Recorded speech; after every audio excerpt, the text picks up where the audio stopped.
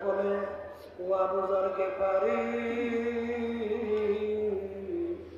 আমার কাছে কার মেয়ে, কার মা, কার স্ত্রী, কোন বংশে, এই পরিচয় আমার কাছে কোনো কাজ হবে না। যে ভালো আমল নিয়ে আমার কাছে আসবে সেই একমাত্র ভালো ব্যবহার পাবে। আর খারাপ আমল নিয়ে যদি আমার গর্বে আসে, আমি কবরের মাটি দুই পাশ থেকে এমন ভাবে চাপ মারব, এক পাথরে আগে অন্য পাথরের ভিতরে মিশে দেব।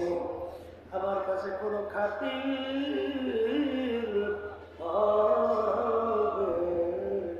না। এখন আমার বাজানদেরকে বলো, পর্দানে মা বোনদেরকে বলবো, মামলা কিন্তু দুই প্রকার। একটা হলো দুনিয়ার মামলা, আর একটা হলো আখিরাতের মামলা। বাজান দুনিয়া